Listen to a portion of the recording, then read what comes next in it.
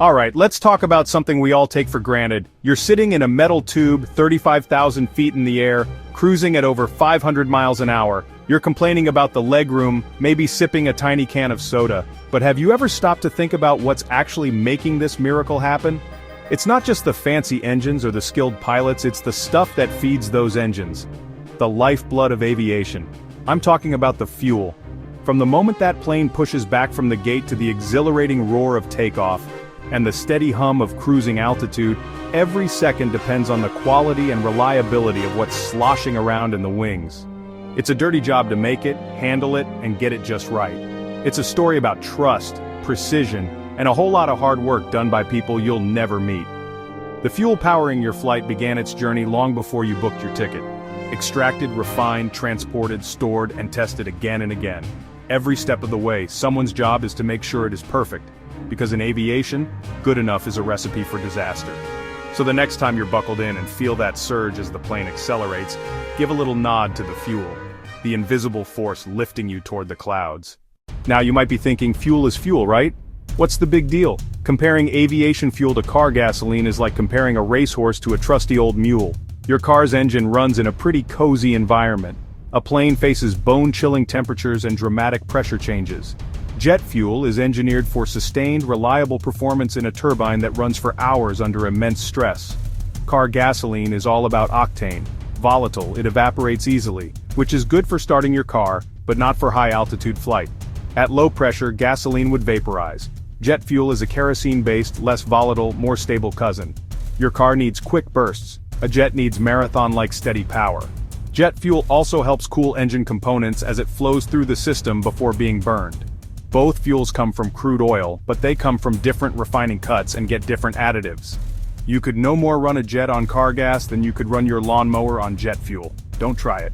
Bottom line, car fuel is for the road, plane fuel is for the sky, each tailored by decades of engineering.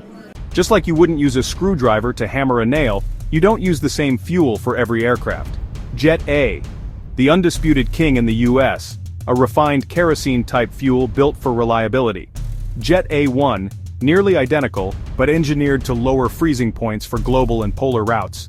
Small piston engine aircraft use avgas, volatile high-octane, commonly avgas 100LL dyed blue. SAF, sustainable aviation fuel, is a category, not a single product, made from feedstocks like used cooking oil, agricultural waste, and algae.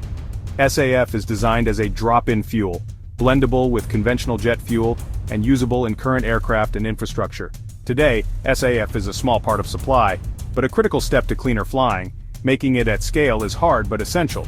Whether Jet A, Jet A1, avgas, or SAF, each plays a role in the aviation ecosystem.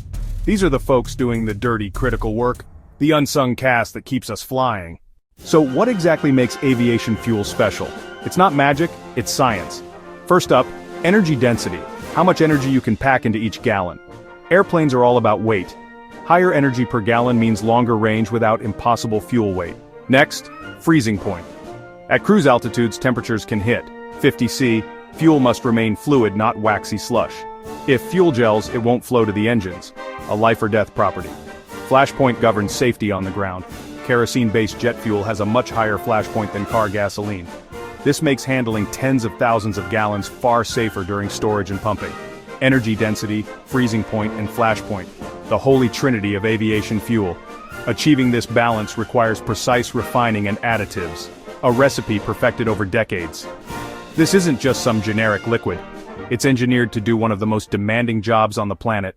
Getting that highly engineered fuel from refinery to wing is a journey of cleanliness and checks. Storage tanks are specialized to protect fuel from its two biggest enemies, water and dirt. Samples are taken to airport labs for the clear and bright test. They check for water, sediment, microbial growth, and more. Any haziness or particles is an immediate red flag, transported via pipelines, ships, or tanker trucks to storage depots near airports. At the gate, it flows via underground hydrants or by refueler truck called a bowser. Before a drop enters the plane, fuelers take a final sample from the nozzle and run a tarmac clear and bright test and water detection. Only after that final check begins the fueling flow. Fuelers work in sun, rain, and snow. Meticulous checklists, seals, and redundancy are the last lines of defense against contamination. It's a massive, mostly invisible logistical ballet performed thousands of times a day to keep the lifeblood pristine. All so that when the engines roar, the fuel is as pure as humanly possible. A journey of trust. In most jobs, a small mistake means extra paperwork or an unhappy customer. In aviation fuel, there is no such thing as a small mistake. The strict rules aren't bureaucracy, they're shields forged from past accidents. The industry runs on zero tolerance. Biggest risk? Contamination. Most common culprit? Water, from condensation or leaks. At altitude, water can freeze into ice crystals and clog filters. Microbes at the water-fuel interface form sludge that corrodes tanks and clogs systems. Constant water testing and biocides are sometimes used to kill microscopic guests. Wrong fuel type is another risk. Fuels are color-coded and nozzles are different sizes to prevent mistakes. Global standards from IATA and ASTM guide procedures at every airport. Ultimately, it comes down to people. The technician who rejects a hazy sample, the fueler who follows the checklist. Their diligence lets millions fly without thinking about the liquid in the wings. A heavy responsibility carried with professionalism. Aviation has a dirty secret. Burning millions of gallons of kerosene releases CO2 and other pollutants. Enter SAF, a potential path to a cleaner sky. Feedstock example, used cooking oil, agricultural residues and waste. Algae-based fuels are another promising feedstock. SAF can cut life cycle carbon significantly and is designed as a drop-in, but supply and cost remain the bottlenecks. In theory, SAF can reduce life cycle emissions by up to 80% relative to conventional jet fuel. The brilliance, SAF can be blended into existing fuel supply chains and used in current aircraft without engine changes. Airlines are already blending small percentages on thousands of flights. A practical first step. Scaling SAF is expensive. The challenge is producing vast quantities at viable prices.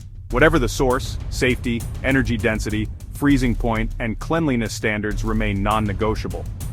From Kitty Hawk to the jet age, aviation solved the impossible before. The journey to a cleaner sky is the next chapter.